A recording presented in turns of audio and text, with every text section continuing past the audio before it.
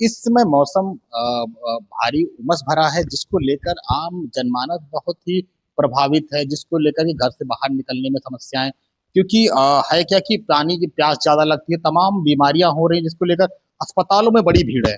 हमारे साथ में डॉक्टर साहब हैं, हम बात करेंगे। डॉक्टर साहब, जो मौसम इस समय बदल रहा है, जिसको लेकर तमाम लोग परेशान हैं, और आने वाला मौसम कैसा होने।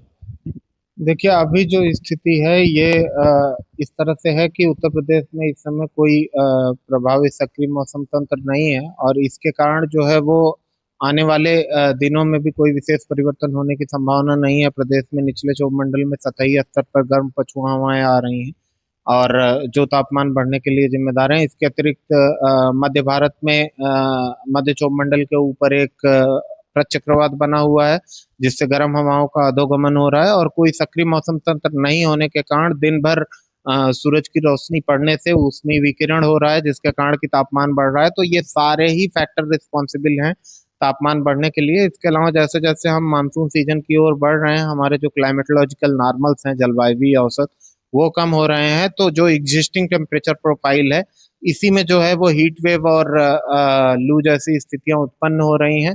और जैसा मैंने बताया कि आगामी 4-5 दिनों के दौरान कोई सक्रिय मौसमी गतिविधि न होने के कारण तापमान में कोई विशेष परिवर्तन होने की संभावना नहीं है, जिसके कारण कि पूर्वी उत्तर प्रदेश और इससे लगे हुए प्रदेश के मध्यवर्ती जिलों इंक्लूडिंग राजधानी लखनऊ में हीट वेव की स्थितियां देखने को मिलेंगी 25 जून तक।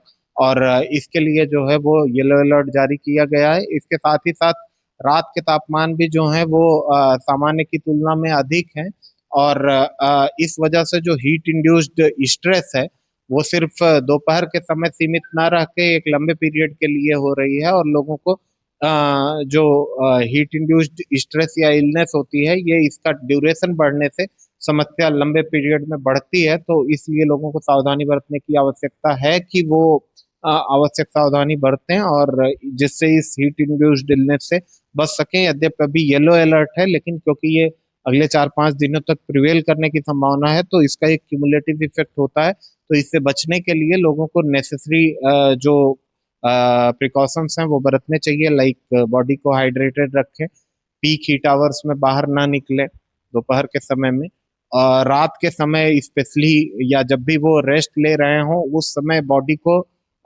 फुल रेस्ट मिलना चाहिए। कभी स्ट्रेस है वो कंटिन्यू कर जाती है नेक्स्ट डे, और फिर जब इसके क्यूमुलेटिव इफेक्ट आते हैं तो वो धीरे धीरे लंबे पीरियड के लिए होने पर नुकसानदेह असर दिखाना शुरू करते हैं। हीट वेव है, तो ऐसे में लोग घर से जो बाहर निकलते हैं, वो किस तरीके से निकलें, क्या उनके पास हो प्रिकॉशंस हो, और क्या हालात